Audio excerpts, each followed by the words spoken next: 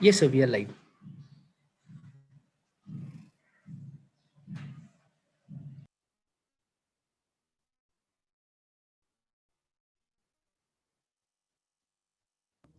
Madam unmute करा तुम्ही. Madam please unmute yourself. Good morning and warm welcome to one and all. I am Mrs. Ashwini Patil, Assistant Professor, MESS IMCC.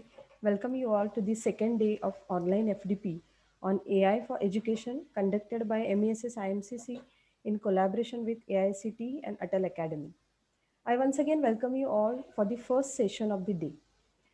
Dear participants, we will be having question answer session at the end of the session. You can raise your questions by raising your hands at the end of session. This session will feature two speakers presenting their thoughts on AI in education from a technological and an academic perspective. It's my great pleasure to introduce today's speakers. We have Dr. D. Kanejiya, the founder and CEO of Cognii, a leading provider of AI technology to the education industry. He has over 2 decades of experience in technology and business development in the areas of AI, natural language processing, and machine learning. Prior to starting Cogni, he worked at AI companies, Nuance Communications, and Lingo Corporation on pioneering the virtual assistant technology for smartphones. He studied Masters and PhD in Electrical Engineering at IIT Delhi and conducted research at Carnegie Mellon University and Karlsruhe Institute of Technology, Germany. He is passionate about improving the quality and affordability of education with the help of advanced technologies.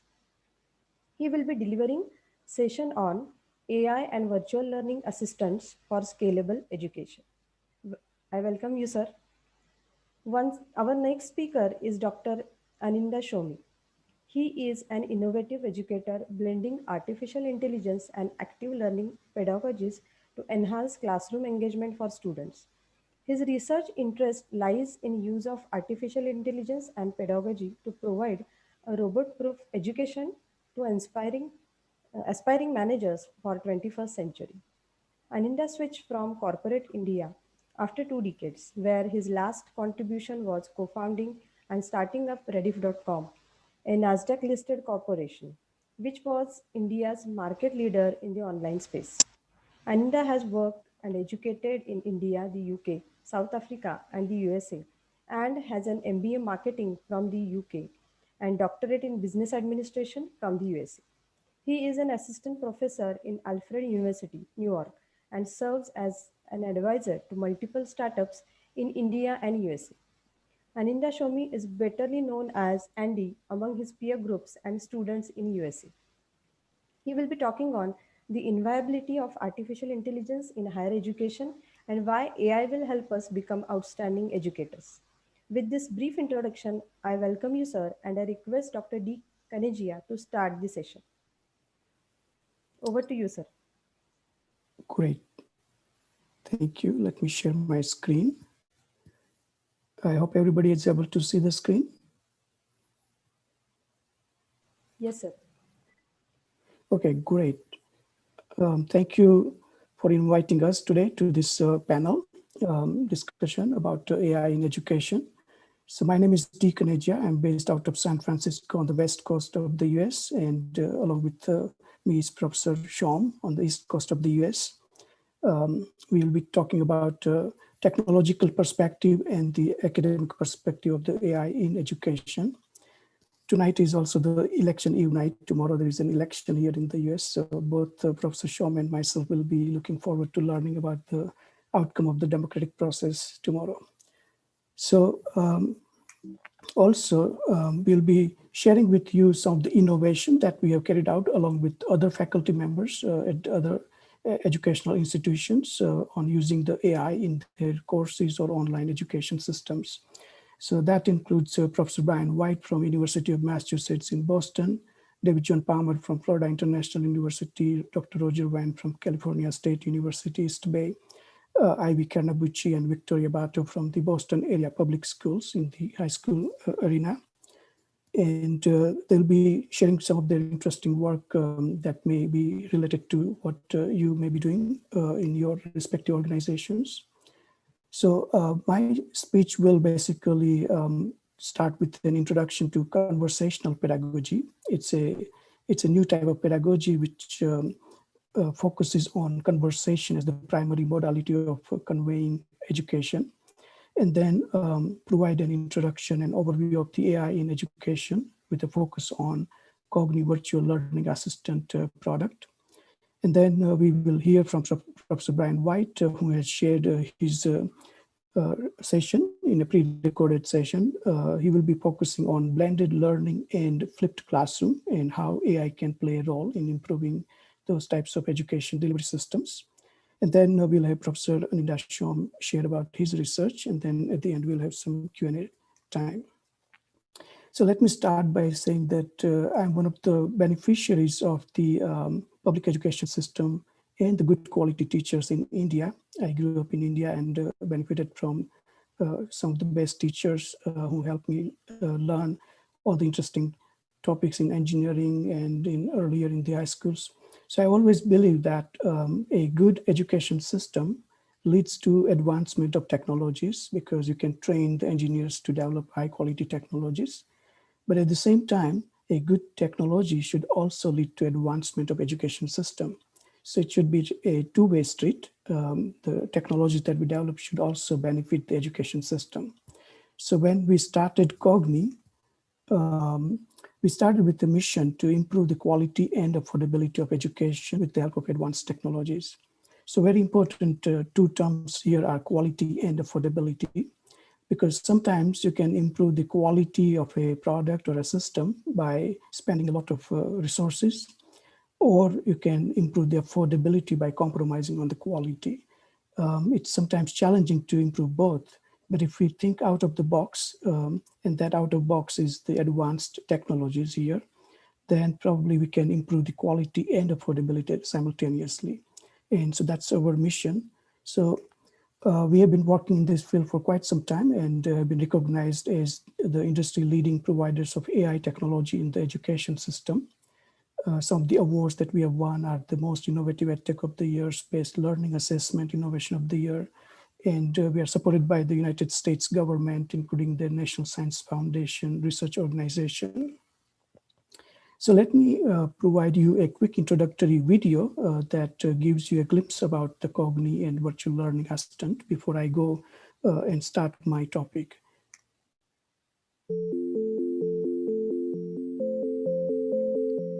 Jenna loves science, but lately, all the worksheets on disconnected facts are making her lose interest.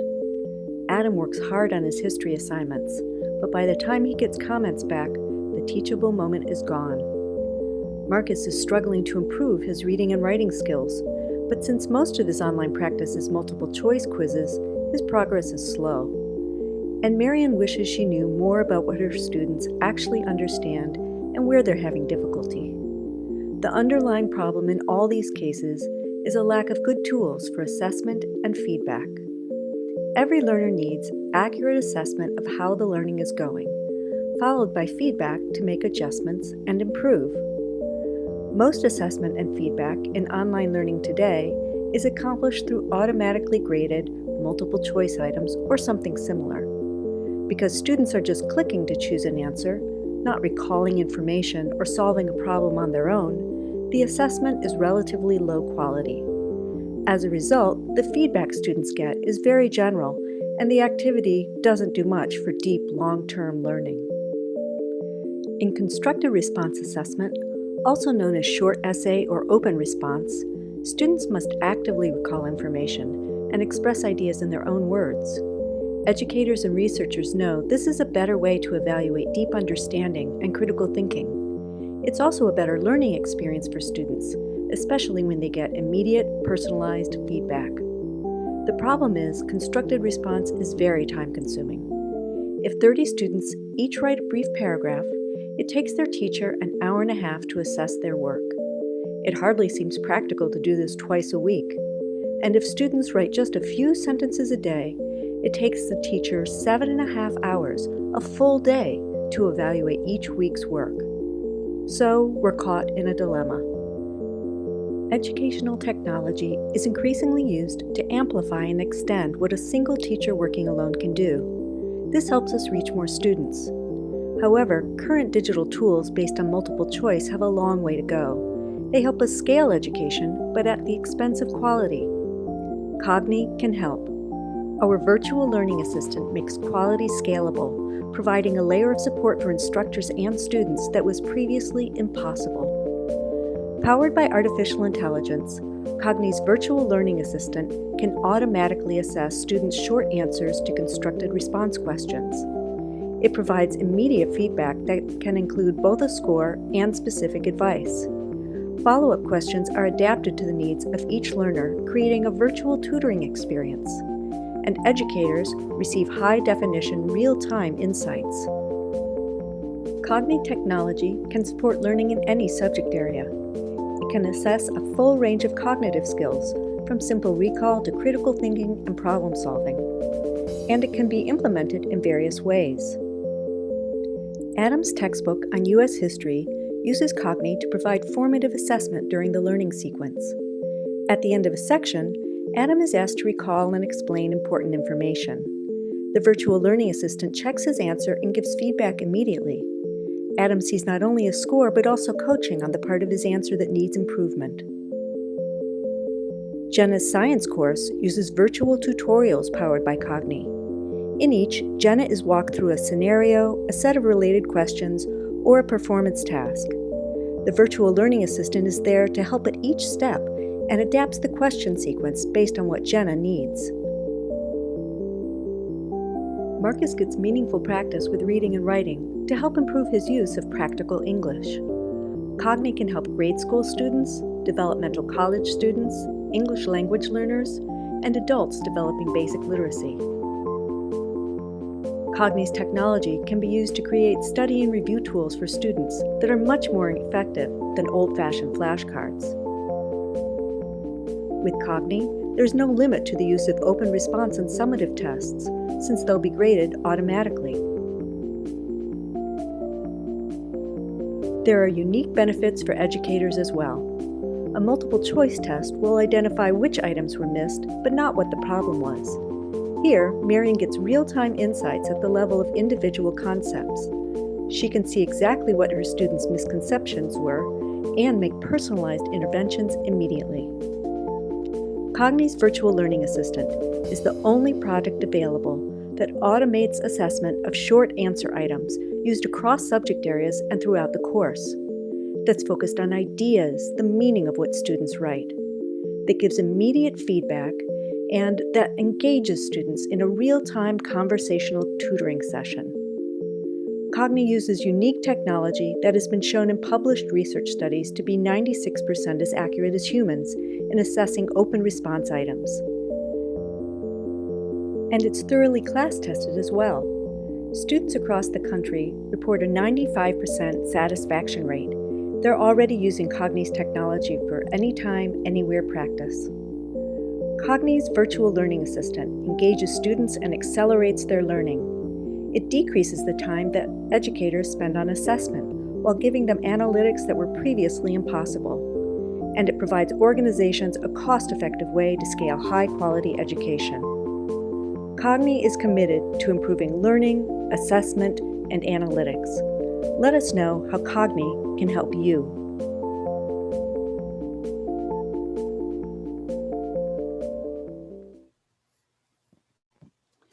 All right.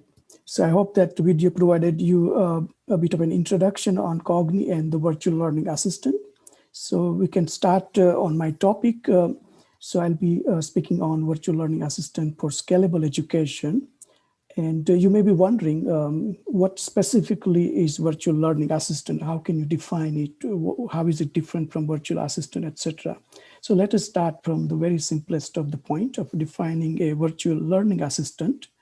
So we define it as a virtual assistant for learning, and more specifically for human learning. So in that sense, it's a virtual assistant for education, training, and recruitment or employment. Now, virtual assistants themselves are products such as Apple Siri, Google Assistants, Microsoft Cortana, Amazon Alexa, Samsung Bixby. These are the products that people use on a regular basis to get some information for such as weather, etc. So typically, a modality of conversation in a virtual assistant is that a user asks a question and the AI provides an answer. So this is the simplest of the dialogue modality. And it's really great for many use cases, such as what is the weather like? And Siri will come back with an answer like it should be nice today up to 59°F. Or what is the height of the Eiffel Tower? And Siri will provide you the information. Where the virtual assistants are challenged are in topics such as education or other kind of more complicated conversations. For example, if you ask Siri, can you ask me a question about science? It will say, maybe you should do the asking. If you say, ask me a question about history, and it will say, I'm more of the answering type. And if you say, evaluate my civics knowledge, it will say, I'm not sure I understand. So we can try out another conversation with Siri on my phone. Hey Siri, ask me a question about physics. That's my line. So it doesn't provide you much help at all when you want to practice about learning something. And so that's where virtual learning assistants can come and help us out. So the typical modality in a virtual learning assistant is the opposite, where AI asks a question and the user provides an answer. And then the next step is very important, where AI evaluates the answer and provides a tutoring feedback to the student. So this kind of completes the cycle of question asking, providing the answer, and providing meaningful feedback to the learner. And just to be clear, the question that AI asks are more of an explanatory type rather than confirmatory, like, did you mean this, or would you like to buy this product or not? But more of a define or explain, those types of more meaningful questions. So then what are the key differences? As we saw, that a virtual assistant user asks a question and AI answers. In the case of virtual learning assistant, is the opposite.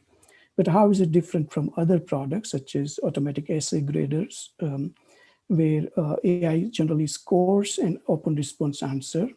So the focus of an essay grader is to produce a number given a written answer. They are generally not focused on engaging the learner in a conversation around the topic. And then you may also be hearing about technologies such as intelligent tutoring systems. So the focus over there is to build an overall system for content delivery and assessment. And generally, it's highly focused on optimizing the learning paths of the student. So assessments themselves may not be the highest focus of the intelligent tutoring system. So you can say that the virtual learning assistant kind of combines the functionalities of a virtual assistant, essay grader, and a tutoring system to provide a holistic learning platform. So let's see an example. So in this case, the virtual learning assistant asks a question, what are the structures of a typical neuron to the student? And the student answers saying that neurons are the basic building blocks of the nervous system. A neuron consists of dendrites and cell body called soma. At that point, the virtual learning assistant would say, very close, would you like to explain the neural transmitter?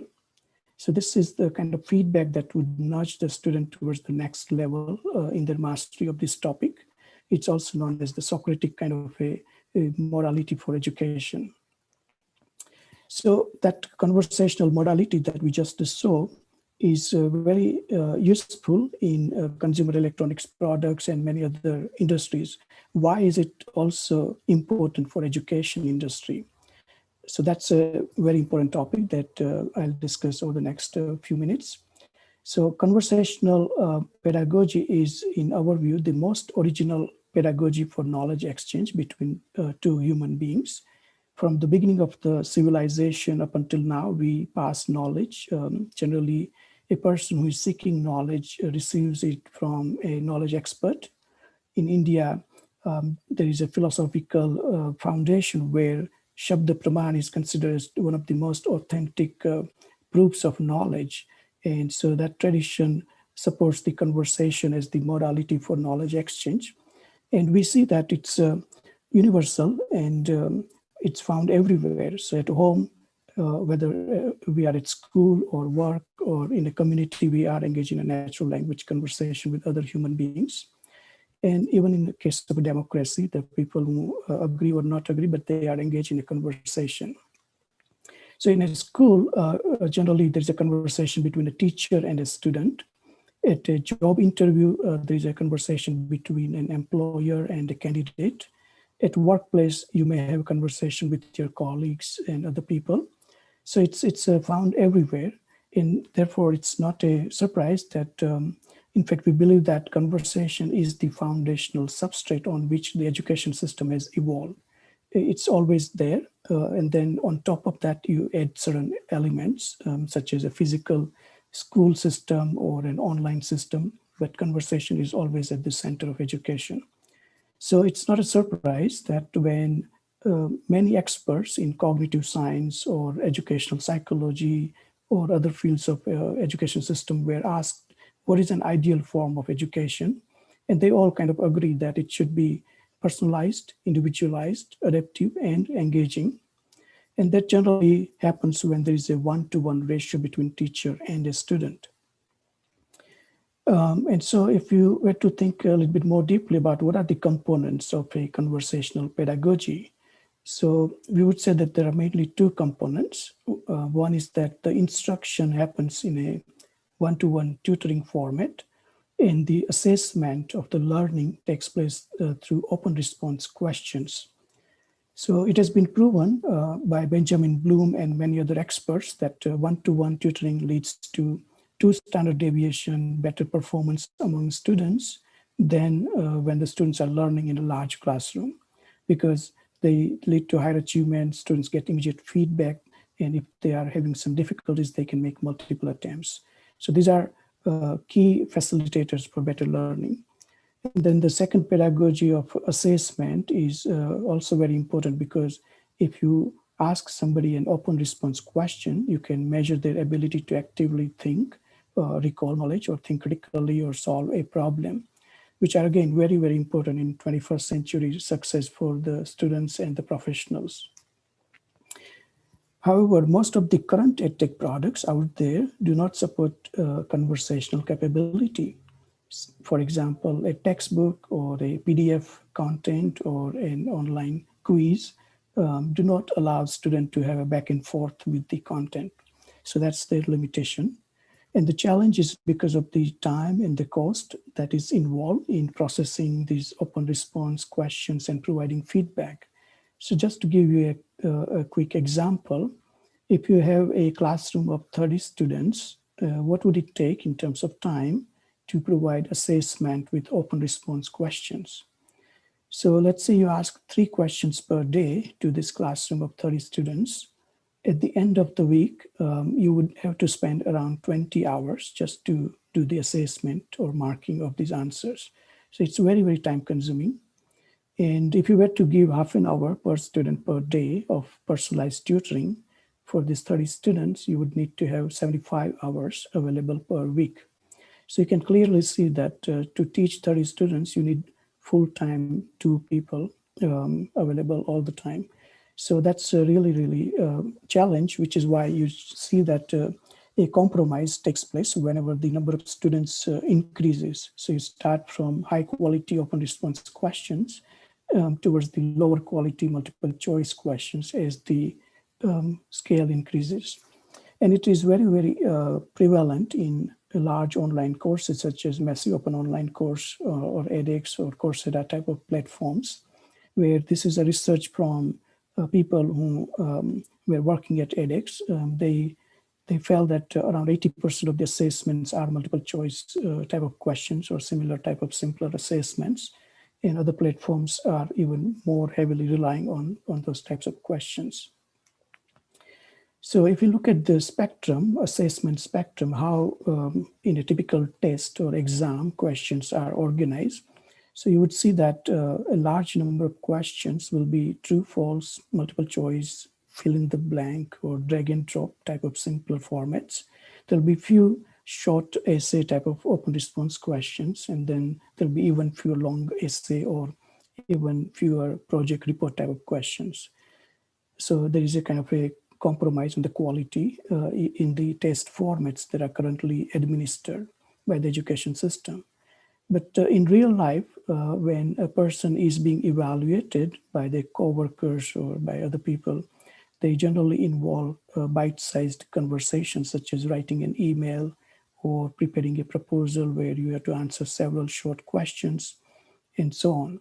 So there's a kind of a disconnect or orthogonality between how the education system administers the assessment and how the real life measures the learning and efficacy of the people. So there's a great opportunity to solve this problem. And many experts believe, including Sanjay Sharma, who is the Vice President of Open Learning at MIT and a board member at edX, that assessment and feedback are the main challenges to making online education successful. And so ideally, as we noted, that we would like to personalize one-to-one type of environment, but in reality, you may be teaching a classroom of 30 students or a large lecture hall, for example, first-year college students where there are 300 of them, or a MOOC where there could be 3,000 of them. So the reality is that you are teaching in a one-to-many environment. So that's a big problem. And it leads to several other problems in the education system, such as instructor overload or student engagement missing, or a problem with the tutoring and assessment and feedback. It is even more prevalent in online and remote education. Similarly, on the administrative side, there are problems such as scalability, enrollment, retention, graduation rates, and other problems. So the main challenge for the entire education system is to maintain high quality education, even if you have a larger scale of students. So that's the question, how to create a one-to-one learning environment that is scalable. And we believe that artificial intelligence can help us solve this problem. So let me give you a quick overview. So AI has many sub-disciplines that you might have heard of or familiar with, such as neural networks, natural language processing, computer vision, machine learning, and so on.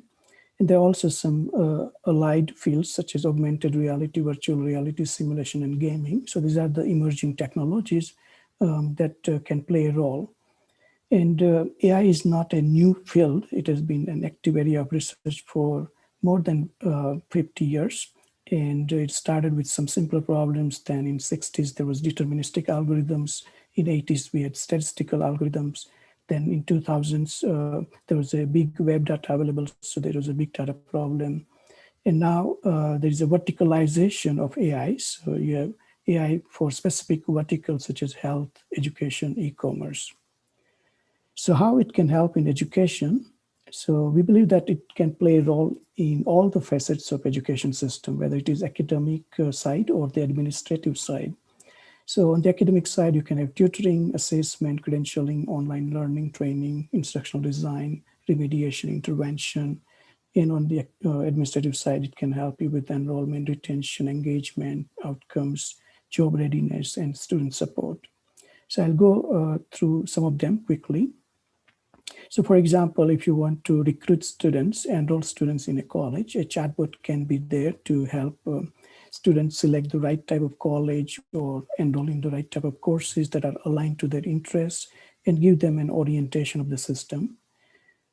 Tutoring can be definitely benefited from AI because it can substitute or augment a teaching assistant by giving students personalized feedback and conducting tests which are adaptive.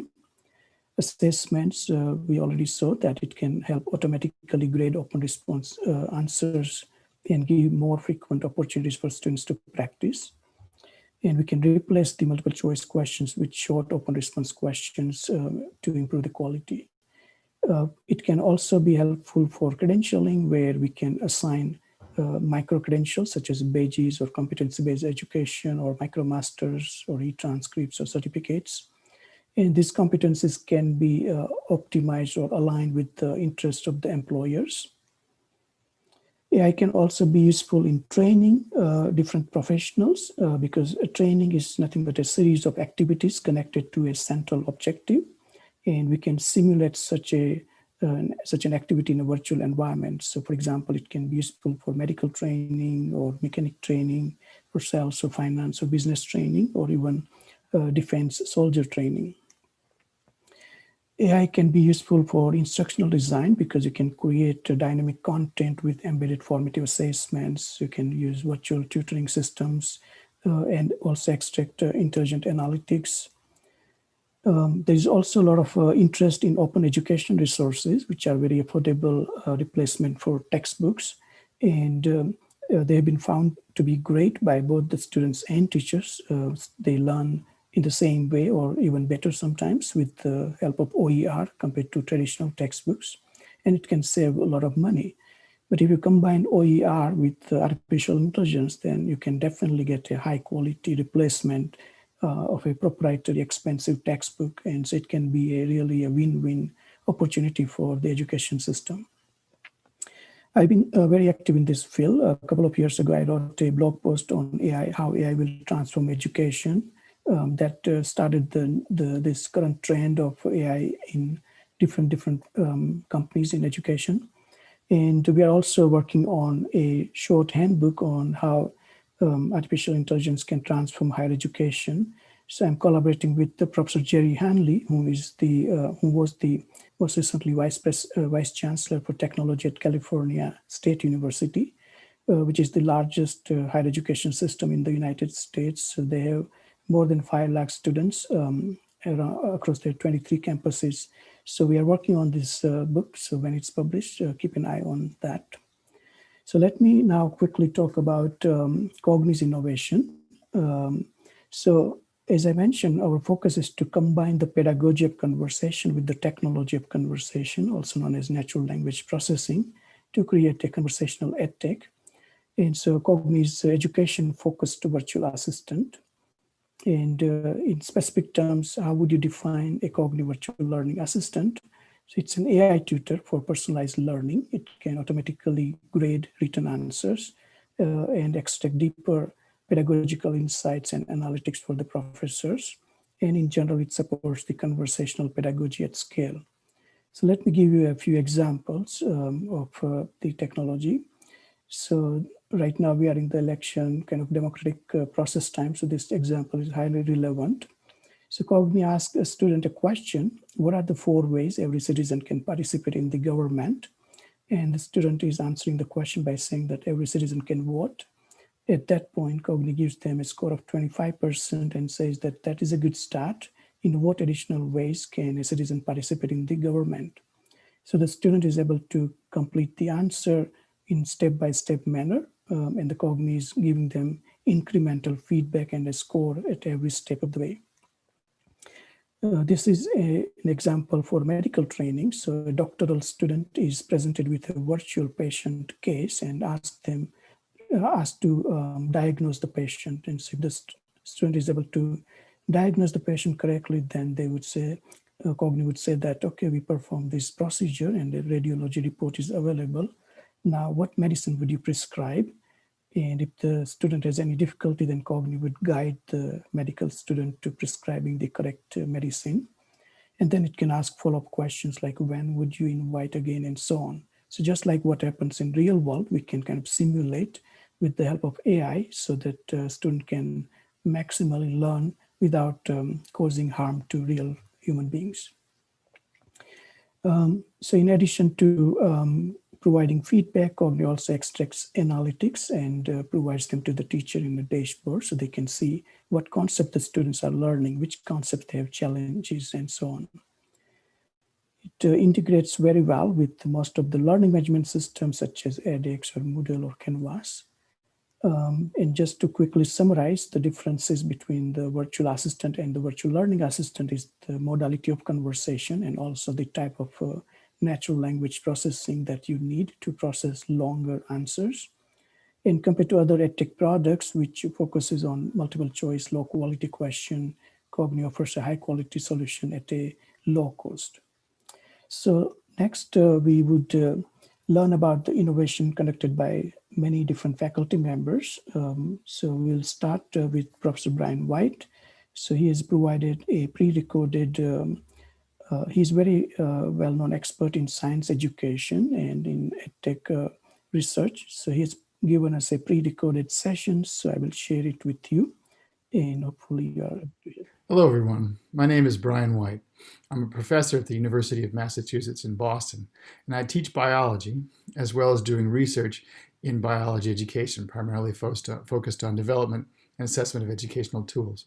And I'm sorry that I can't be with you today, but I'm happy to be able to talk with you today about the work I've done in assessing my flipped class and the work with the folks at Cognii, including Dee, who's helped me to be able to present here today.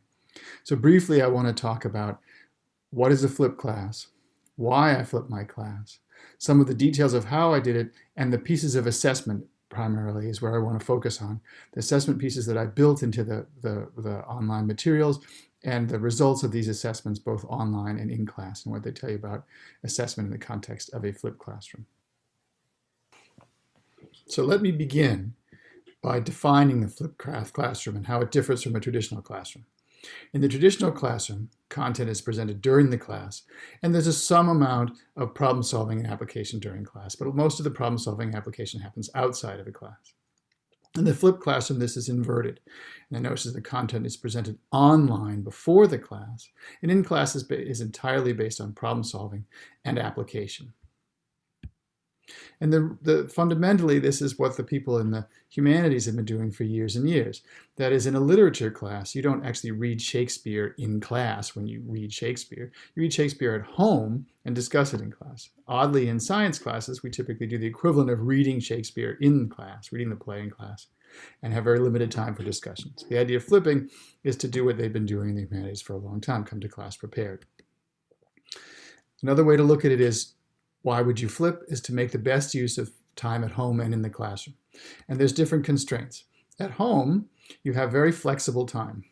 You can schedule it when you like, and you can use more time if you need it or less if you don't. There is, however, no instructor and no classmates. So you're unsupervised and you're on your own, but you have a great deal of time flexibility. In class, however, you have in contrast, you have very limited time, but you have an instructor available as well as your classmates to help support your work. And that facilitates different kinds of activities. So for example, at home, reading is great because some people read quickly, some people read slowly, some people need to read many times, some people only need to read once. Likewise with video, time flexible works very well with that.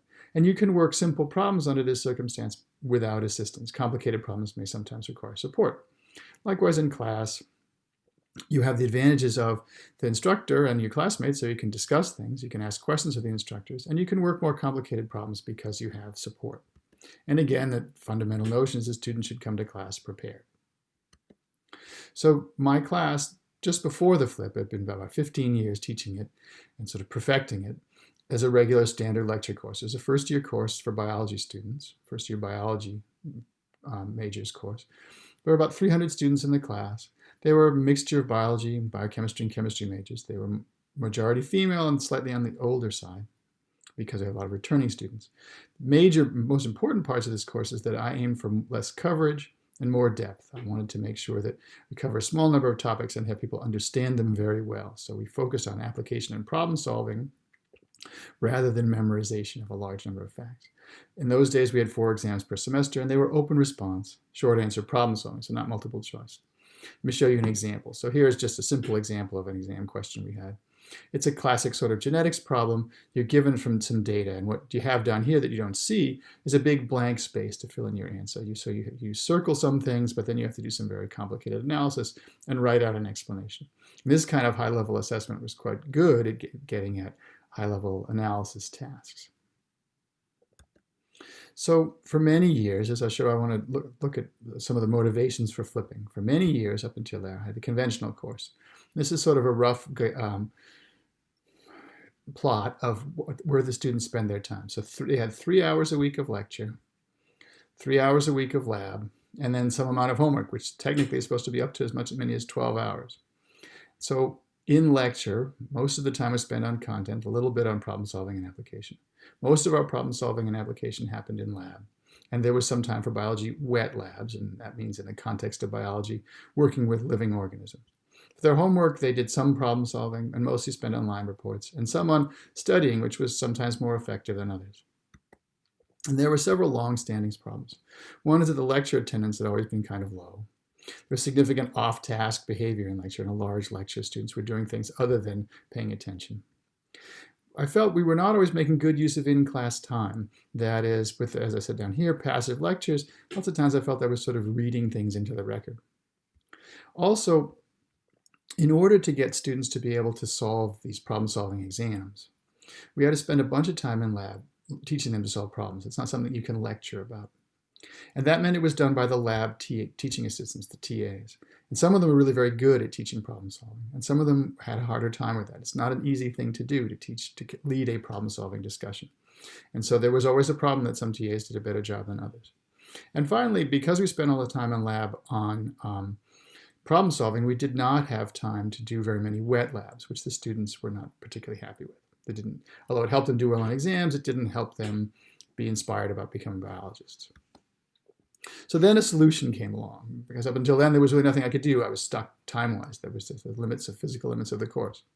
And so that I helped some people at MIT to create a MOOC, a massively open online course called The Secret of Life, which had lecture videos and automatically graded problems. And it was created in the spring of 2013. And what it became clear was I could rearrange the content of this MOOC into a SPOC, a small personalized online course, which would allow me to flip my class and make a radical change. And so let me show you what that was. So this is the original schedule. And so what happened was in the flipped class, there were a variety of things I could do, and I'll show you, explain them piece by piece. So first of all, the content moved online. So out of lecture onto online. And likewise, what that did was open up time during lecture for problem solving and application. So I could move it out of lab. That in turn freed up time to do more wet labs in lab time that the students liked. And this solved many of these long-standing problems. By moving the content of the problem solving into the online, the SPOC materials, it freed up time in lecture and lab to do the things that I wanted to do there. So there's better use of in-class time. You spend less reading things into the record and more applying them. I could do the teaching of problem solving, so that although it wasn't in small groups anymore, it was done by an expert, left more time for wet labs, and the lectures became much more active. So it sort of wrapped all those things up quite nicely. Just to give you a brief idea of what the class materials look like, before each class, people watched some lectures, they answered some questions. There were some questions embedded with the lectures and lecture video and some other what I call challenge problems, which were sort of cut across that series of lectures. And in class, I would do mini lectures where I introduced examples and fill in cracks, and most of the time was spent on iClicker questions, where they applied the material they learned on the SPOC and moved in level of difficulty from the SPOC to what would be on the exams. And we did practice problems, case studies, demonstrations. And the lectures looked like this. They had a short section of video, followed by some very simple, what we call core questions. They're largely multiple choice. The students have to get them correct to get them credit. They're allowed several attempts, and they can't see the answer. They have to give it a sort of a good try. And the idea is to come to class prepared. Furthermore, after each set of video lectures, we had some challenge problems, which are a bit more challenging. They're sort of a little more open-ended. Some of them actually involve computer simulations. They must be correct for credit. We allow several attempts. And the way we arranged these is because I wanted people just to use this as formative assessment, to have them generate questions and come to class prepared, is they can see the answer after the first attempt. So they have to try it once, and after that they can at least see the right answer, so while they may not be perfectly ready for class, they've had an idea of where they have questions, again, to give them some sort of formative assessment along the way. And then among the formative assessments that I built into the SPOC were a number of simulations. So for example, here's a genetics simulation where they get a simulated population of some insects which have either a forked body or a short body. They cross this forked body male and that short body female. That's this cross down here, and they got all short body offspring. Now in the context of genetics, you can tell right away that means something strange has happened. The forked parents, where's that forked trait gone? It's hiding in the short offspring, which is another way to say that forked is recessive and short is dominant. And so this sort of simulation gives the students a problem to solve.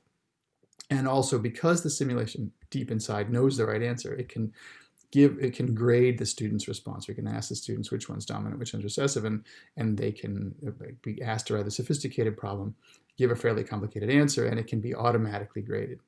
And we built in other simulations for human pedigrees, gene expression, protein folding, human genetic disease. These are great.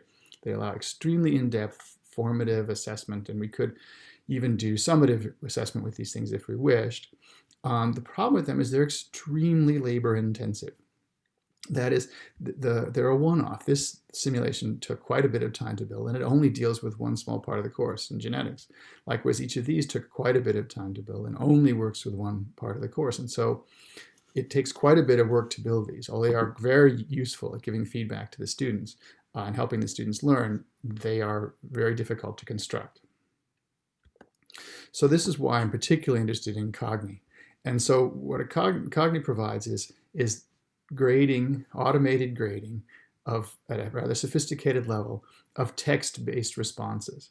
And so we can ask more sophisticated questions where students explain things, for example, and the computer can evaluate them itself. So humans are not needed, so it makes it scalable as it is down here.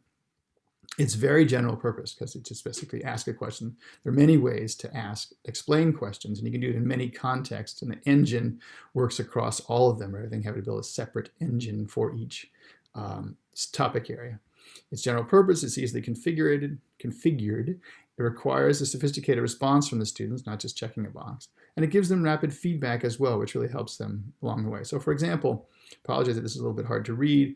The question was, in the normal allele, codon 293 encodes phenylalanine, and the mutant allele, codon is changing encodes serine. In terms of the properties of the amino acids involved, provide a plausible explanation for why this change results in a projection of an inactive protein. This is a classic sort of exam question. We'd like to train the students how to do this in a way that is scalable. And so Cognii allows you to ask a question like this and provide a model answer with the main points highlighted in green and yellow and light green. And then, independent of the order in which the students present these, and independent to some extent of the wording, they get constructive feedback and grading on this that helps them learn how to craft these kinds of responses and give them a formative assessment on their understanding of the material. And the students really liked Cognii. We tested it not in the context of the SPOC, but separate to it last year, and the students really quite liked it. And we're going to be building it into the SPOC on a larger scale this coming fall in asking questions about we'll probably have the students, after they watched a video, summarize the main points of the video.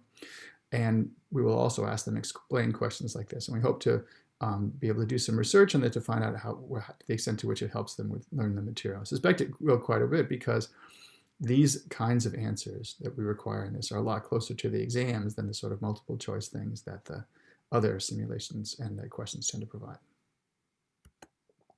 So other details in class, I do a lot of clicker questions, use simple things about hydrogen bonds, for example. They get credit whether they're right or wrong, and also having them draw molecules and the like. So these are the sort of practical applications of the things they saw online. So we spent some time doing some assessment of this as well as an evaluation of what's going on. So we measured several things: time spent on the SPOC, and in parentheses, you have to remember with all of these, we're looking at the result of clickstream log files, and so it's an approximation to what the students do. So time spent on the SPOC, we know when they started, but we don't know when they end because there's no logging out. So there's a 30-minute window. So a standard practice way to measure how they're behaving, how long their interaction lasts, probably underestimates the interaction time. The videos watched is actually shorthand for whether they pressed play at least once or not. So we don't know whether they watched it. There's no way to know that they didn't just flip to something else, but we will for the moment presume that meant they watched the video. SPOC questions, because again they get multiple attempts, we chose the way to know whether they were understanding them or not is the extent to which they got them correct on the first try, because almost everyone gets them right by the last try. And attendance, we looked at eye clickers that clicked in at least once. There's some complications there, whether people forgot their clicker or clicking in for a friend. And likewise, clicker correct, if they're present, what fraction they actually correct.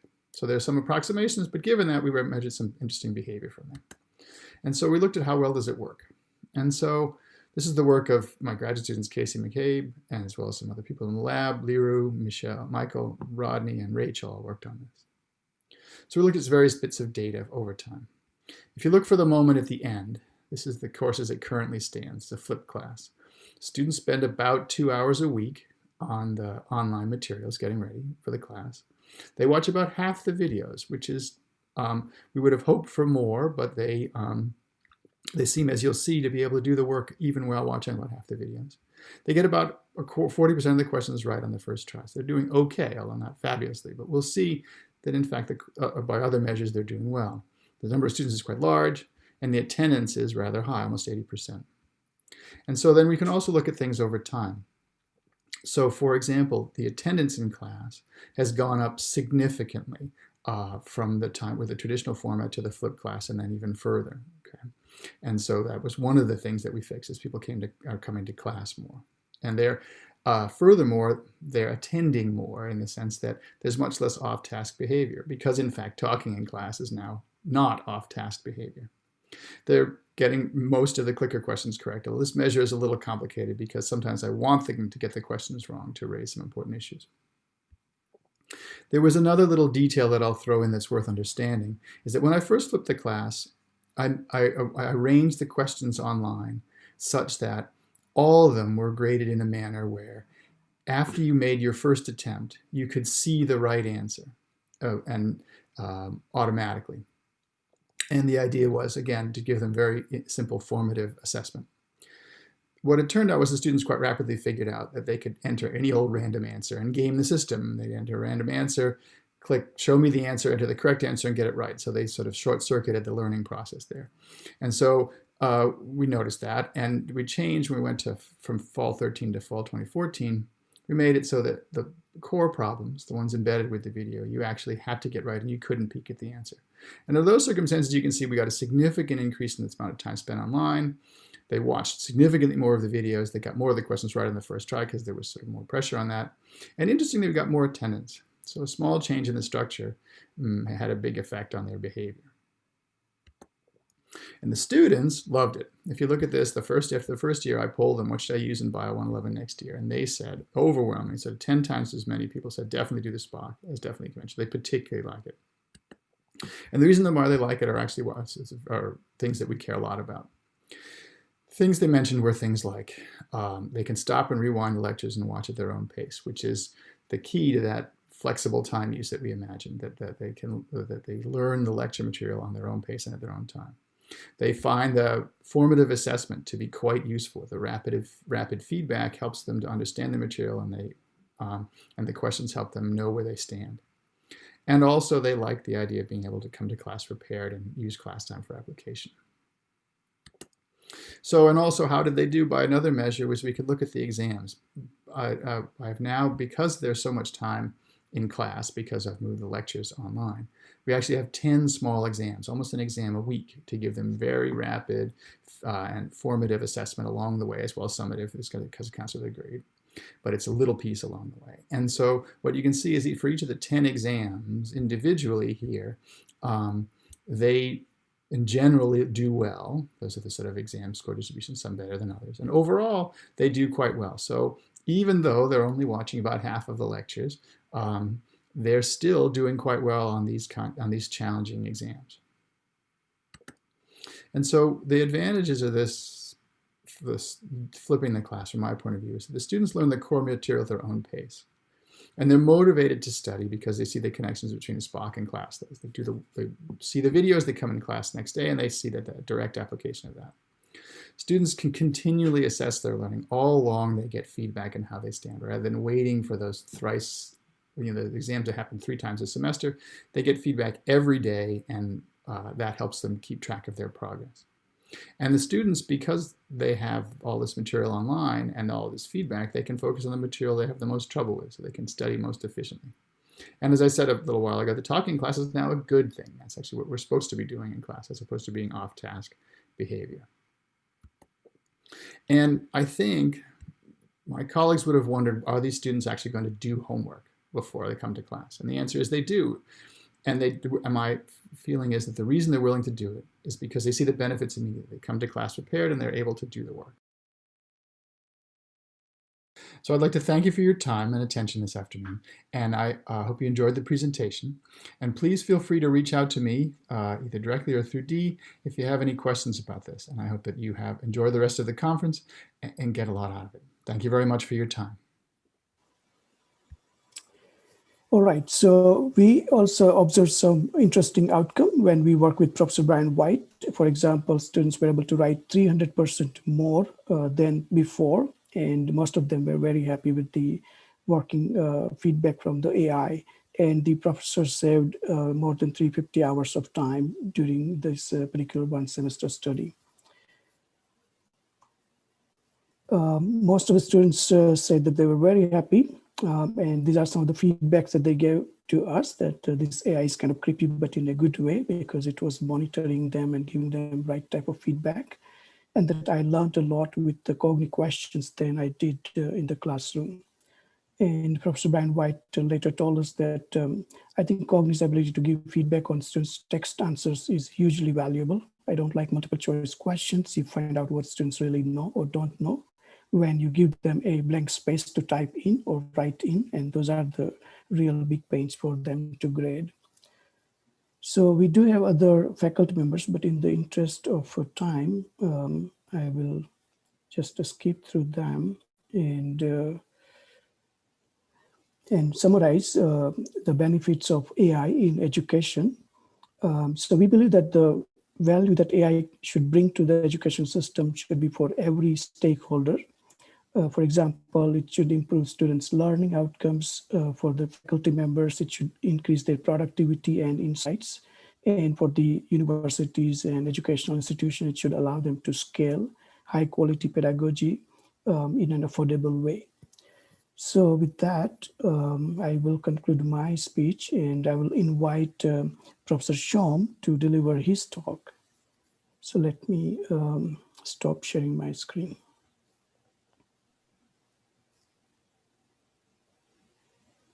Good morning, and thank you, Dee. I hope you can listen to me, and I'm hoping that I'm clear. I'm going to switch over to my PowerPoint as I'm going to walk you through my presentation and my research and experience of using why I think AI is going to be inevitable. So if you give me a minute, I'm going to fumble through this process. Okay, and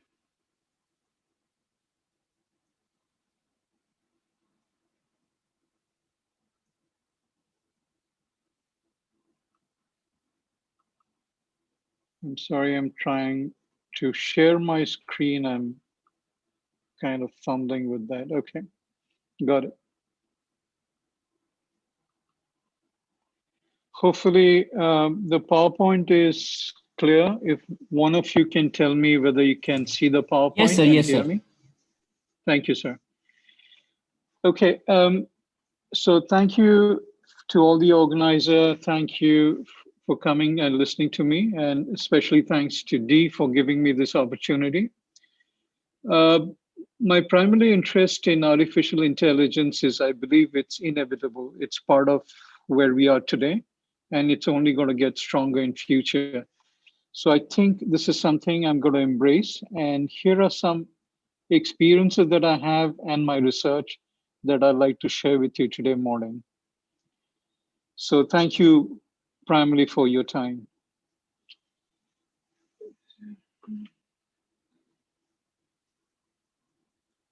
Seem to have jumped. Okay, so as I walk you through my presentation, I'll do a quick executive summary. I'll show you the kind of frustration that higher education community has in the United States.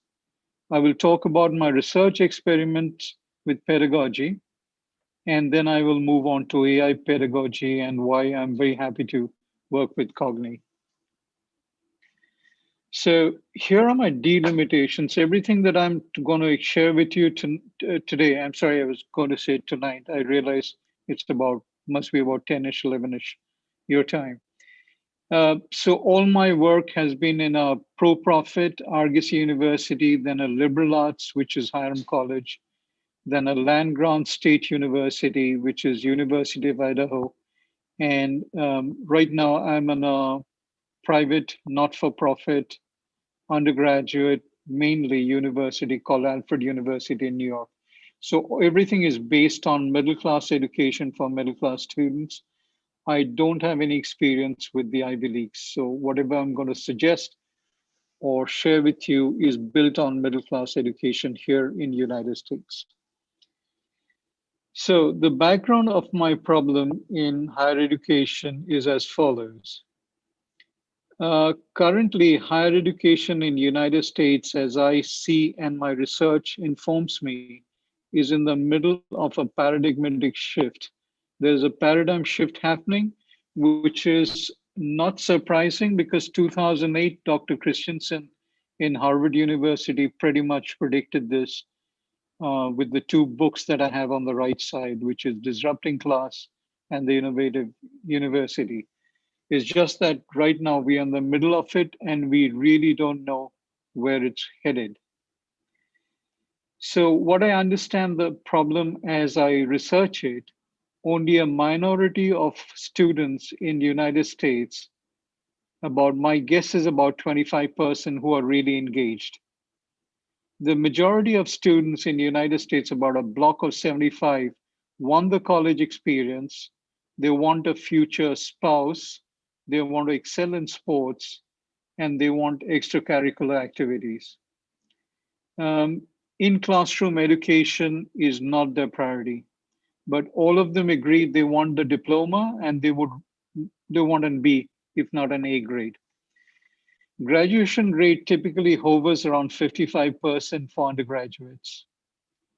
And what I see higher education institutes adopting, they are moving closer to pro-profit models in corporates. That is happening as we speak.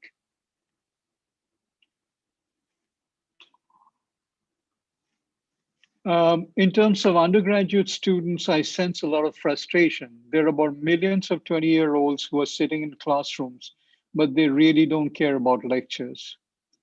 They are very smart, so there's no mistaking about them. They're very smart, they're very motivated by the university experience. They just do not want to be in a classroom and listen to lectures. So absenteeism is well over 50% on good days. On really bad days, you can expect absenteeism close to 70%. What we don't realize in this mix, there is a 40% mental health issues, which is affecting our students. And student debt crisis is enormous. The impact on mental health is enormous of student debt. So at this point of time, the impact of COVID has been devastating on our students. The mental health situation has skyrocketed. Now, this is especially true for American students because they're not used to disruption. For the last 50 years, their lives have been very stable, and the processes in the United States are very, very robust.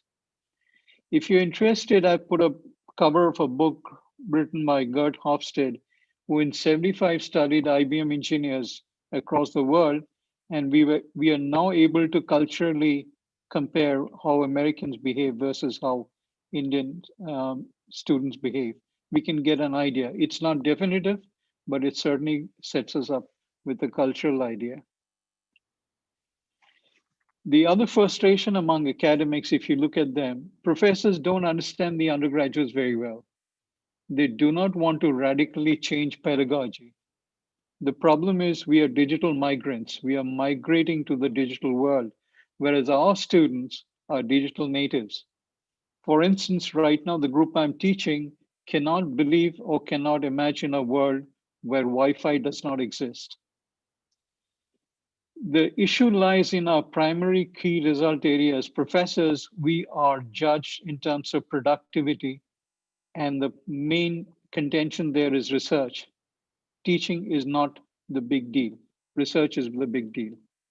So the digital divide has continued to grow, and in my opinion, it's going to continue to grow further. If you look at frustrations in the administrative level, football and sports are going to get us more students in the university. that means cash paying students. We find that it's easier to get donation for football boots than books. And standardized test overall has become the end goal of our students. As long as they test well on standardized multiple choice, they're good. So obviously there's no need to come to class. So high absenteeism is the norm. The other end of the spectrum is the student life department, which will throw endless parties and distractions to the students.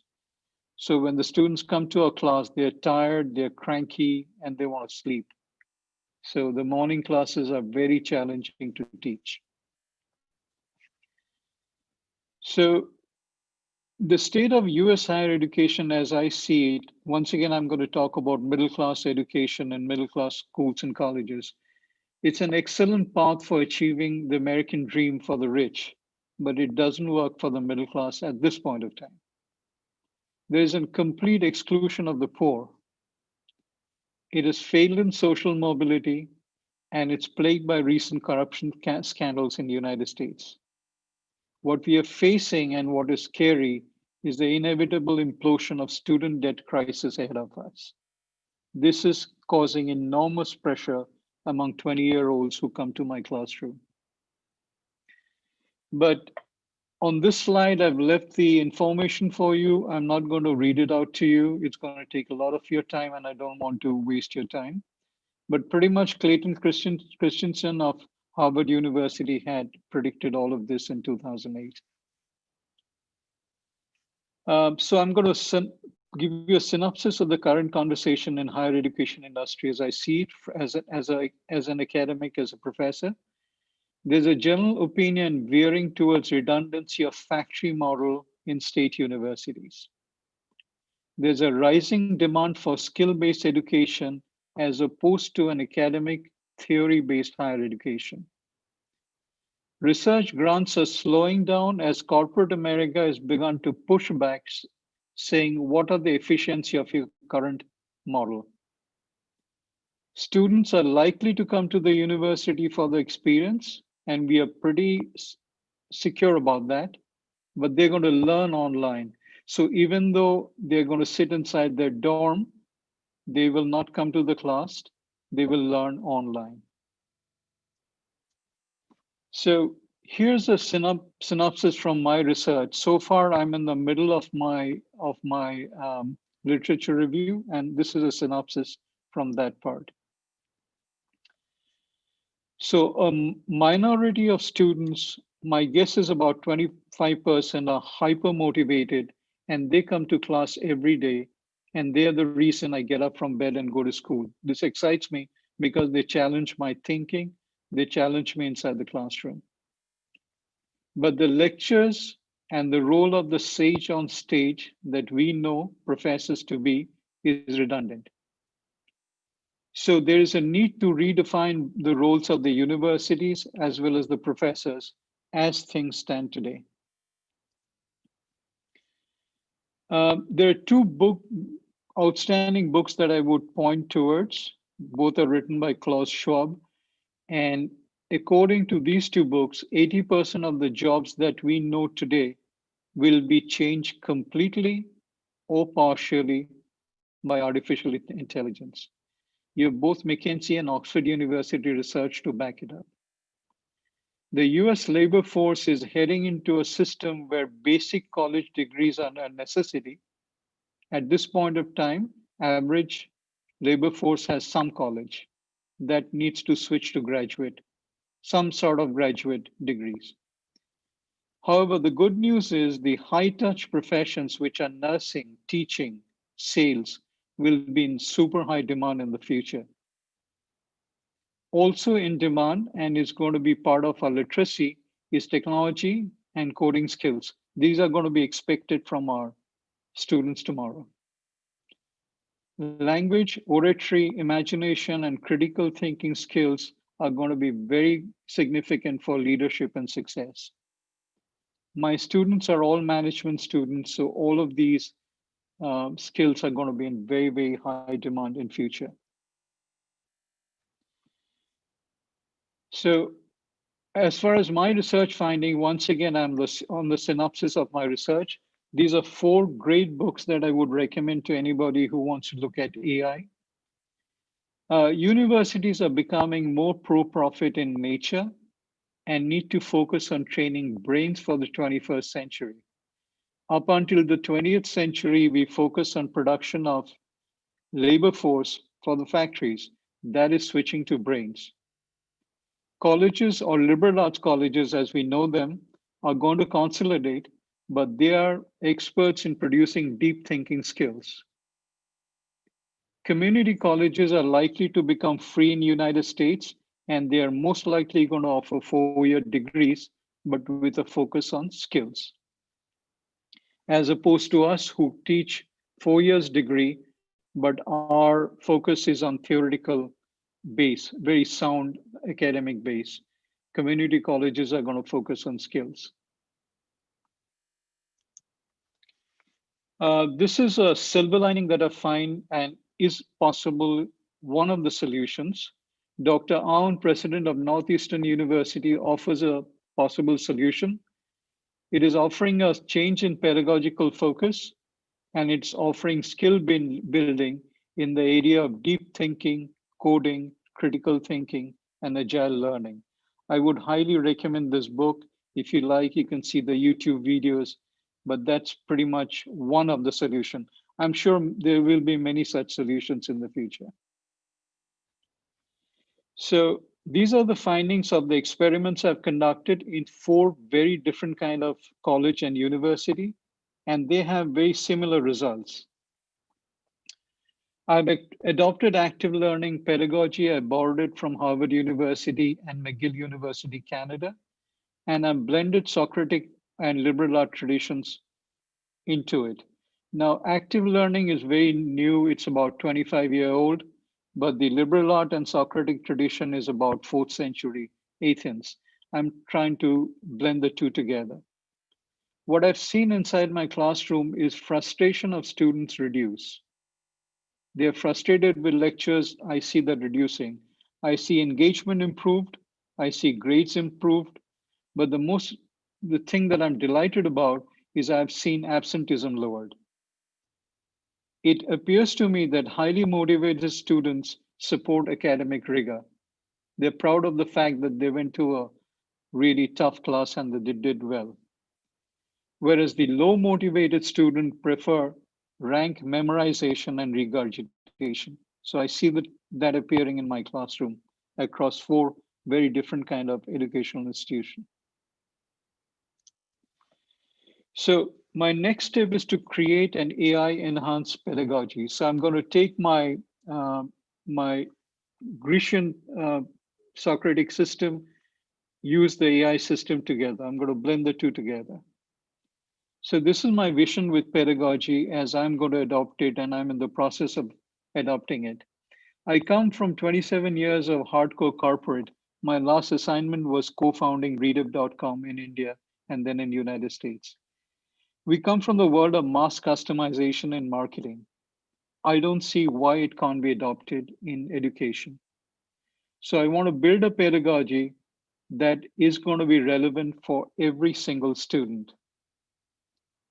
I believe the pedagogy needs to be completely successful and competitive with media-rich cell phones. Cell phones are distracting our students. Our pedagogy has to combat with cell phones. The highly motivated students engage in pedagogy based on Socratic dialogue directly by me. So the 25% students that I talked about, I'm moving them to a Socratic dialogue-based one-to-one teaching. Whereas the lower motivated student needs an AI enhanced TA on a 24/7 basis after my class.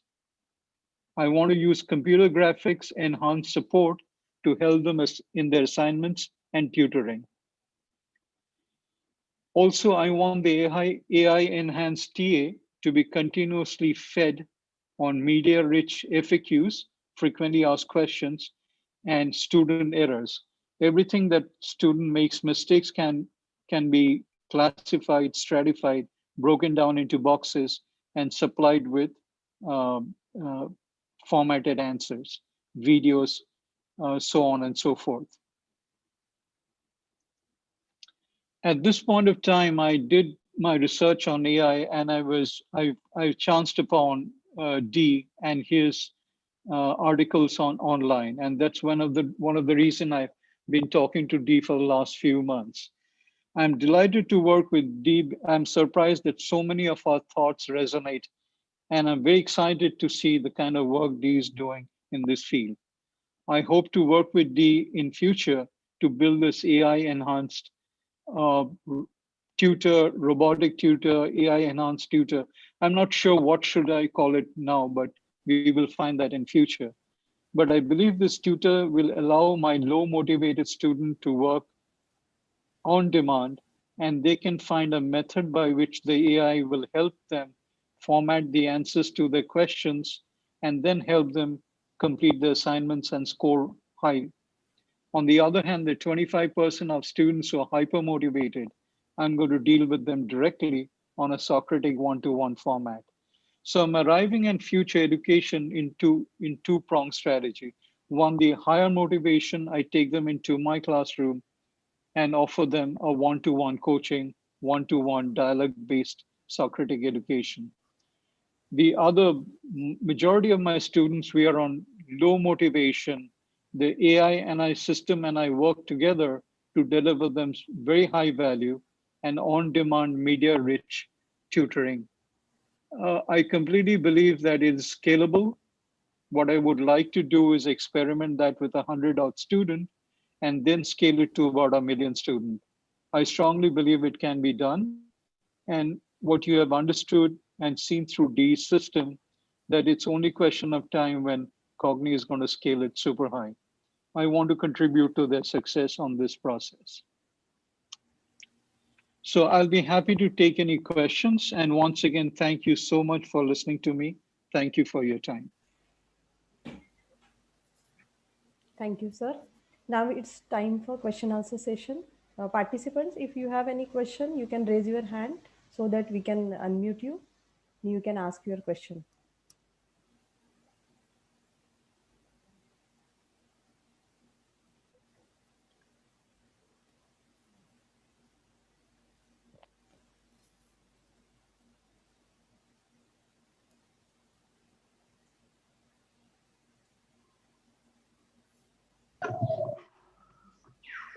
Very good morning. This is Dr. Biswas from Central University of Jharkhand, Ranchi. So my question is Dr. Aninda Shome. So it is indeed a very nice presentation. And so I would like to know only one thing about this artificial intelligence. So because today we are moving towards entirely, artificial intelligence, and we are talking in particularly in the context of India, because India's infrastructure is very low in terms of this artificial intelligence, how you can adapt. So in that, what would be the limitations of this artificial intelligence in terms of promoting the education system in India? If you can put certain observation on it. Thank you. Okay, thank you, sir. Thank you for your question. My concern is I left India about 12 years back. So I'm not an expert on education in India because we're having formed Rediff.com. We served about 45 million people every week on Rediff.com. So at that point of time, the infrastructure seems pretty robust, but I'm at a loss trying to understand how to answer your question. I would prefer that D takes a shot at it because he will understand the infrastructure problem much better than I do. My expertise is in teaching and research among students, sir. So I'm not entirely sure how to answer your question. I apologize for that. Perhaps D could throw some light on that. Yeah, just a quick word. So I think nowadays the mobile connectivity is significantly increased in India.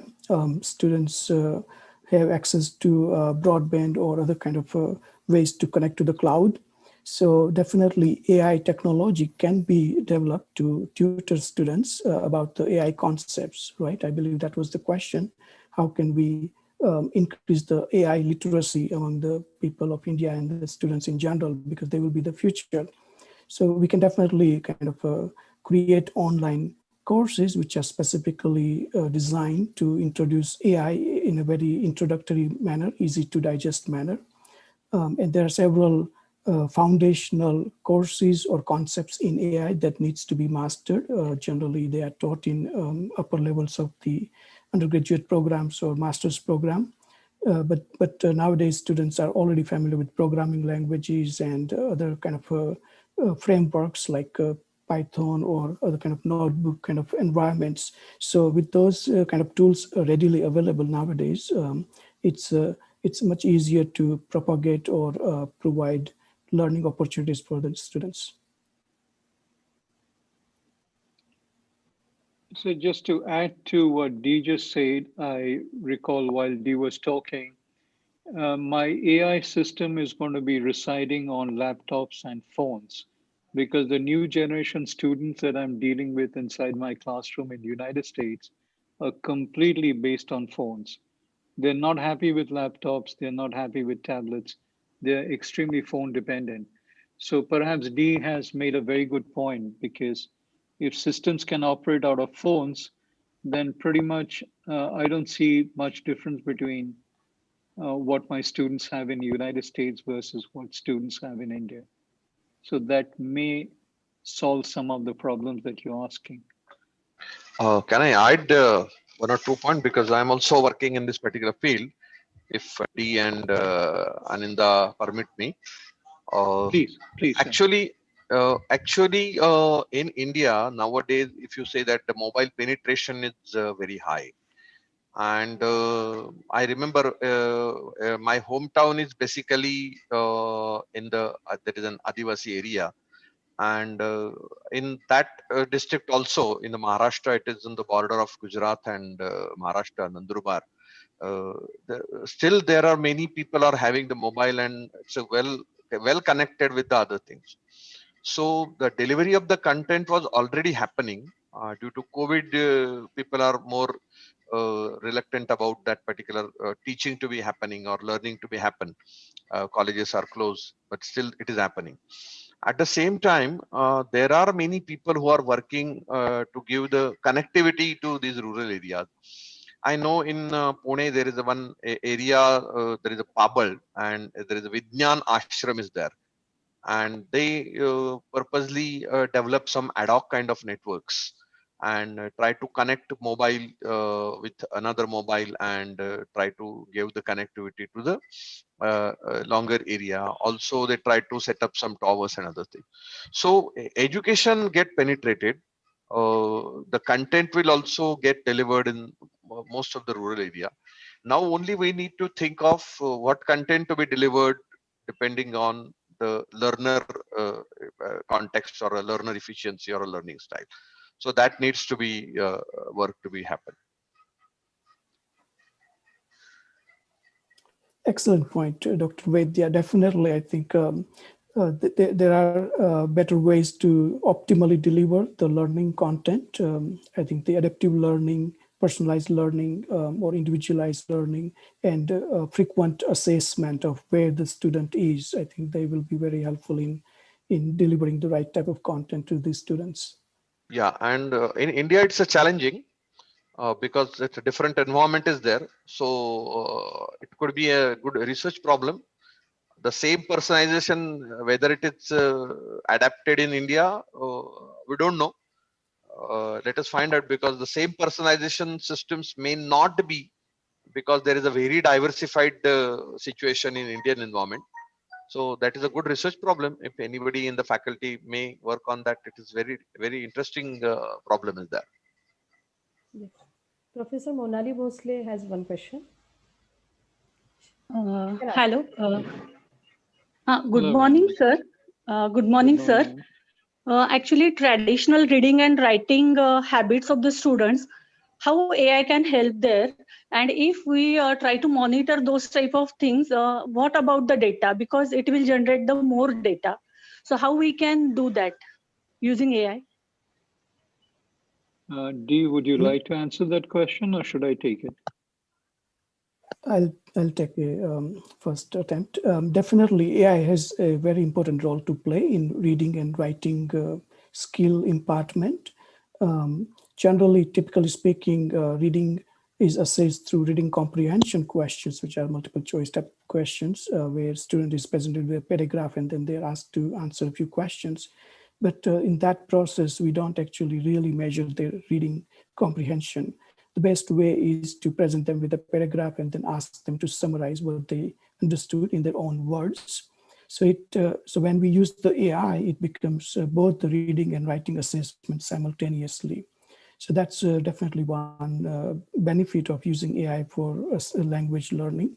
And in terms of the data that is being generated, they are much more valuable because you have fine-grained information about the students' conceptual mastery of different vocabulary or different grammatical style, and then you could create a better profile of the student to recommend them to learn at a more difficult level or less difficult level depending on where they are. So data analytics is extremely valuable with any AI system. And the other issue with the data analytics is the privacy. Generally, it's not talked about a lot, but it's also becoming a hot topic here in the US, where student data privacy is going to become an important issue that any edtech product needs to respect the privacy and secure the confidential data about the students and their performance on tests and so on, so that it is primarily utilized to benefit the learner or the academic system. Dr. Shome, do you have any other additional points? Yeah, okay, this is, I'm talking to Monali, am I right? Yes, sir. Okay. Yes, sir. Okay, thank you, ma'am. You see, the point I'm trying to do this, when I started talking to Dee, I was teaching at the University of Idaho. Now, I had about 130 students in my classroom. All of them had an assignment every week. What I found is when I graded the assignment, and then I allowed them to redo that assignment on basis of my grading, the learning shot up.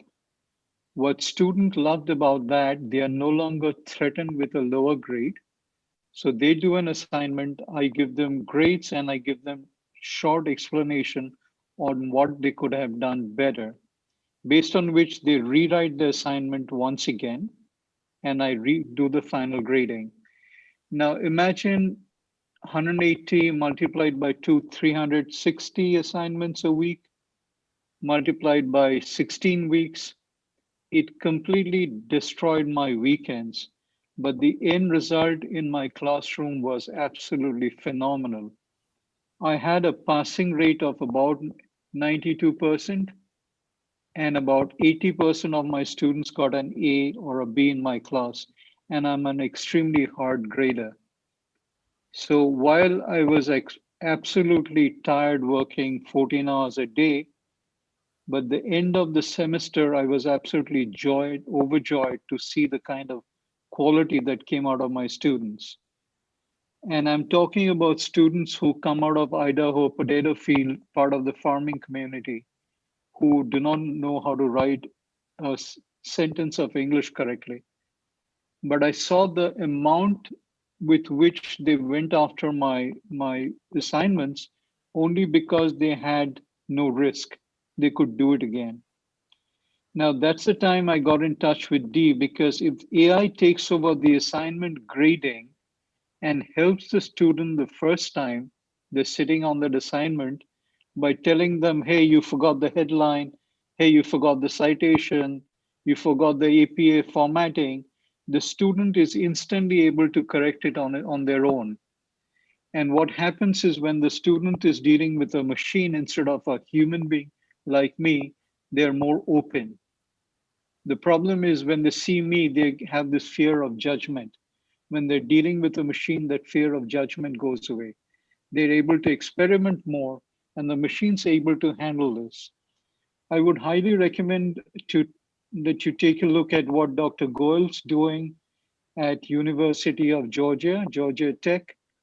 He's used IBM processes to deliver an AI-based TA inside his classroom. What Dee and I'm hoping to do is work on a system that helps my students create assignments that allows passing to grow, that allows GPAs to move upwards, which in turn gets the university higher state funding. So I hope I'm able to answer your question, but the students are willing to write more, according to me, if we are willing to give them a second chance. But as human beings, we cannot grade this volume, but the AI can do that. The AI can understand. To answer the second part of your question, as students make mistakes, the AI learns a lot more. Mistakes are very similar. The more mistakes students make, the better the AI gets at informing the student, hey, there's a mistake here. You need to look at line number 6. Look at the sentence construction. Look at the grammar. And over time, the AI is going to learn from the students' mistakes and going to improve. What we can do is feed the AI students' papers with mistakes and our correction, but remove the name of the student. That way we protect the student's privacy.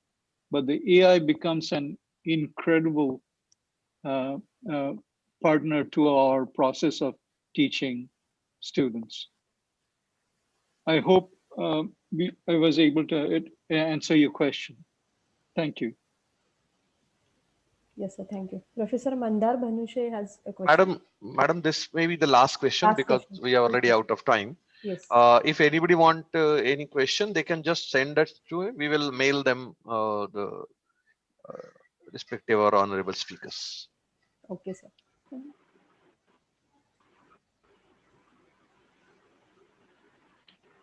Yeah. So very good morning. I am really thankful to both the speakers of. I have a question to Dee. I am a mathematics faculty at the Distance Learning Institute of Mumbai University, and we are into the process of integrating AI into our academic as well as administrative things. So I require a suggestion on the from D regarding for the integration of AI both into the academic as well as administrative aspects of Distance Learning Institute of our university. Great question. Definitely, AI can be useful across the different disciplines, including in mathematics. I hope that your university has other disciplines also. So it can be deployed university-wide across the different fields, or it could be customized for specific subject areas, such as your requirements, like mathematics. Within the mathematics, you may be teaching certain subject areas like calculus or arithmetic or other areas. So for any such learning content area, we can definitely customize the AI to meet the requirements of the faculty member. So depending on how you typically evaluate the students or how you provide the feedback, that is the guiding force for training any AI system. And so it can be developed for different content areas. And in terms of the integration, which LMS are you using, learning management system, do you know?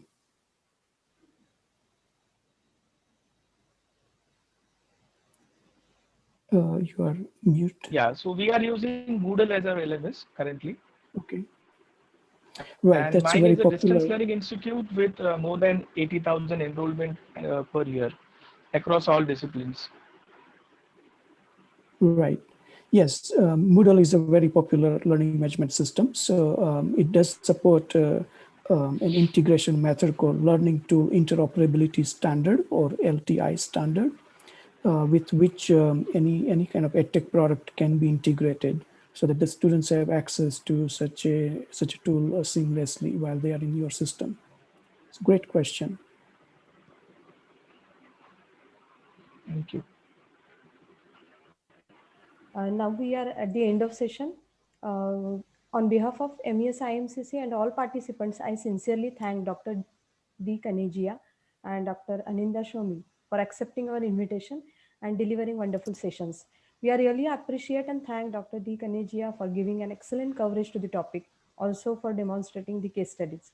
We are grateful to Dr. Aninda Shome for sharing his research experiences and findings from his experiments. We look forward to connect with you, sir, again. Thank you once again. Now we will conclude the session. I request all participants